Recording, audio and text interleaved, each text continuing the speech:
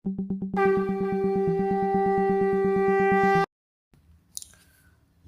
पुरुषोत्तम। आलोचना प्रसंग भाग 2 से 25 दिसंबर सन 1941 की श्री ठाकुर जी से वार्तालाप। धीरे धीरे धूप काफ़ी उग चुकी है।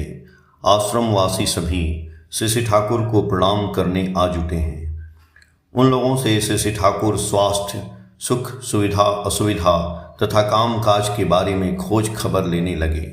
प्रेस के एक कार्यकर्ता ने अपनी अतिरिक्त मेहनत की बातें कहीं। श्री ठाकुर ने उद्दीप्त होकर कहा, साला काम के सामने क्यों घुटने टेकोगे? जितना भी काम आवे उसे अपनी मुट्ठी में बांध कर सीना तान कर खड़े रहोगे। उक्त भाई ने कहा, शरीर जो काम नहीं कर रहा है। श्री ठाकुर जी बोले, काम में लगे रहने से ही शरीर अच्छा रहता है, पर खाने पीने पर ध्यान देना चाहिए। थोड़ा भी दूध खाते हो तो? और कोई बीमारी सिमारी तो नहीं है? उक्त भाई बोले, ऐसी कोई बीमारी नहीं है, यूं ही शरीर थोड़ा दुर्बल लगता है, थोड़ा दूध भी पीता हूँ। श्री ठाकुर स्नेहपूर्ण स्वर में बोले, यदि दूध हजम होता है तो थोड़ा ज़्यादा पीना, जरूरत पड़े तो मुझसे रुपए ले लोगे। काम काज बिल्कुल मत छोड़ो, इससे और भी अपने को रोगी समझने लगोगे। दुर्बलता तुम्हें और अधिक मालूम पड़ने लगेगी। अपने मन से जितना संभव हो उतना काम काज करते रहो। यदि तुम्हें अच्छा लगे तो करो, यह तुम्हारी मर्जी पर निर्भर करता है। उक्त भाई ने हंसकर कहा, आप जिस ढंग से कर रहे हैं इससे तो काम करने के लिए उत्साह आग्रह होता है, पर यदि कोई जोर जबरदस्ती काम सर पर देता है तो करने की इच्छा ही नहीं होती है। श्री ठाकुर हंसते हुए बोले, जोर जबरदस्ती देने से ही क्या होता है? यह तो तुम्हारा अपना काम है। अपने स्वार्थ के मामले में यदि कोई तुम्हारे ऊपर जबरदस्ती करके तुम्हारी भलाई करना चाहता है तो तुम्हें दुख मनाने की जरूरत क्या है? श्री ठाकुर की बातें सुनकर उक्त भाई अत्यंत प्रसन्न हुए। श्री ठाकुर जी बोले, मन में कोई दोष या विरुद्ध भाव रहने मत देना। ऐसा करने से देखोगे कि शरीर मन दोनों चंगा रहेगा। मन दुष्ट होलो जानिस रोगेर अथाल है। इसके बाद क्या है प्रफुल्ल? एटा के तोई एड़िए के लई कौरवी व्याधि जोए, अर्थात मन दुष्ट होने से रोग का घर होता है। इसकी अवज्ञा कर चलते रहोगे तो व्याधि पर तुम्हारी विजय होगी ही। इतना कहकर श्री ठाकुर उठ पड़े। मातृ मंदिर की दक्षिण और बरामदे पर किशोरी दा की परिचालना में सामूहिक विनती प्रार्थना आरंभ हुई। अनेकों ने वहां आकर योगदान दिया। भक्तों को मिली प्रार्थना के सुर दूर दूर तक प्रतिध्वनित हो रहे हैं। धन्य है हिमायतपुर ग्राम, धन्य है सत्संग आश्रम। श्री ठाकुर प्रातः कृत्यादि से निवृत्त होकर मातृ मंदिर के बरामदे पर आकर बैठे। थोड़ी देर के बाद नवाब मिस्त्री आया। श्री ठाकुर ने श्रीश दा और बंकिम दा को भी बुलाने कहा। श्रीश दा और बंकिम दा के आने पर श्री ठाकुर सभी को साथ लेकर पोस्ट ऑफिस के निकट उस स्थान को देखने गए जहां फिलांथ्रॉफी ऑफिस का नया भवन बनेगा।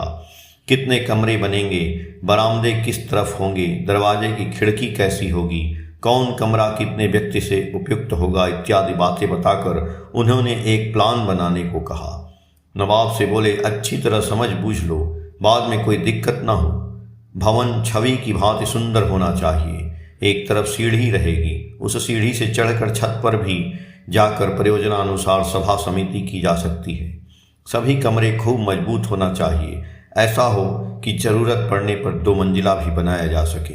पहले से ऐसी व्यवस्था रहनी चाहिए। श्री ठाकुर खेपूदा श्री ठाकुर के छोटे भाई के घर के बरामदे पर बैठकर श्रीस्ता से बोले, चीज़ों की कुछ व्यवस्था होने के बाद पंजिका देखकर घर बनाना आरंभ कर देंगे। पवना कॉलेज के कुछ छात्रगण आश्रम देखने आए हैं। उन लोगों के पास कैमरा है। उन्होंने श्री ठाकुर से फोटो खींचने की अनुमति मांगी। श्री ठाकुर ने कहा, अच्छा। उन छात्रों ने कहा, आप जहां पर बैठे हैं वहां से तो फोटो अच्छा नहीं आएगा। यदि धूप में आकर बैठें तो हमें सुविधा होगी। श्री ठाकुर बिना किसी आपत्ति के धूप में चले आए। उनके लिए बेंच लाई गई, वे उस पर बैठे। इसके बाद उन लोगों ने फोटो लिया। श्री ठाकुर उन छात्रों से सस्नेह वार्तालाप करने लगे। इन्होंने पूछा, तुम लोग कहाँ रहते हो, घर कहाँ है? उन लोगों ने कहा, हम लोग हॉस्टल में रहते हैं। हम में से कुछ व्यक्ति नाटौर के रहने वाले हैं। श्री ठाकुर जी बोले, नाटौर का कांच गोला पूर्वी बंगाल की मिठाई बहुत अच्छा होता है, क्या ऐसी बात है ना? एक छात्र ने कहा, हाँ, पर पहले की तरह आजकल चीज़ नहीं मिलती है, पहले बहुत अच्छी चीज़ मिलती थी। श्री ठाकुर जी बोले, आजकल अनेक चीज़ों में मिलावट होने लगी है, मिलावट करते करते असली चीज़ बनाने की क्षमता ही सबों ने खो डाली है। यह मानव जाति के लिए हर तरह से क्षतिकर है। उक्त भाई बोले, मनुष्य जब अभावग्रस्त हो जाता है तभी तो ऐसा करता है। श्री ठाकुर हंसते हुए बोले, मैं तो ठीक इसके विपरीत समझता हूँ। ऐसी बुद्धि जो ही होती है कि मनुष्य अभाव में पड़ने लगता है।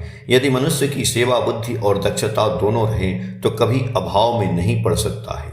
जो व्यक्ति दुर्नीति का आश्रय लेता है, समझो कि वह आत्म मर्यादा का अपमान करता है। पहले के लोग यह सर्वदा कहा करते थे, मैं अमुक का लड़का हूँ, अमुक का पिता हूँ, क्या मैं कभी हीन काम करने को उद्यत हो सकता हूँ? ऐसी बातें आजकल के युवकों से बहुत कम ही सुनी जाती हैं। यदि पूर्वजों के विषय से वह गौरव बोध ताजा रहे तो वंश परंपरा की धारा, विशेषतः उनके सत और शोभनीय चीज़ों को अपने में कायम रखने का एक आग्रह होता है। इससे मनुष्य बहुत कुछ ठीक रहता है। तुम लोगों ने लिखना पढ़ना सीखा है, यदि अच्छी तरह लग जाओ तो फिर से उस हवा को लौटा सकते हो। छात्र ने कहा, हमें उतनी क्षमता कहाँ है? श्री ठाकुर बोले, यदि इच्छा हो तो अनुशीलन करो, क्षमता का कभी अभाव नहीं रहेगा। उन्होंने विनीत भाव से कहा, ऐसा ही हम लोगों को आशीर्वाद दें। श्री ठाकुर बोले, परम पिता का आशीर्वाद तो है ही। इसके बाद प्रणाम करके सभी ने विदा ली। जाते समय श्री ठाकुर ने कहा, जब कभी मौका मिले तो चले आओगे। उन लोगों ने सम्मति दी। तत्पश्चात श्री ठाकुर ने कुछ वाणियाँ दी। दोपहर में आश्रम की माताओं की बैठक में श्री ठाकुर ने एक माँ से पूछा, तुमने अपने लड़के को जनेऊ दिया है, संध्या वंदना अच्छी तरह करता है न?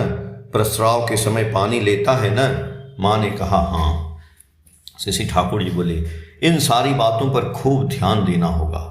खाने पीने में भी खूब सावधानी बरतें। जहाँ तहाँ नहीं खाना चाहिए। दुकानों में चाय पीना बिल्कुल अच्छा नहीं है। थोड़ी सी कट्टरता रहने से चरित्र में दृढ़ता आती है। फरीदपुर की नवागत माँ ने पूछा, मैं बराबर लक्ष्मी पूजा करती आ रही हूँ, अब दीक्षा ले चुकी हूँ, क्या लक्ष्मी पूजा कर सकती हूँ न? श्री ठाकुर जी बोले, क्यों नहीं करोगी? पर यजन याजन इष्टवृत्ति को छोड़कर नहीं, उन्हें ठीक तरह से करते हुए जो भी दिल में आवे उसे करो। लक्ष्मी पूजा में तो किसी तरह का नाम जपना नहीं पड़ता है। फूल जल नैवेद्य देना, कथा पाठ करना, यही तो होता है। स्वतंत्र रूप से करोगी। नाम करते समय इसे ख्याल रखना ताकि इस नाम के बाद कोई दूसरा नाम न कर सको।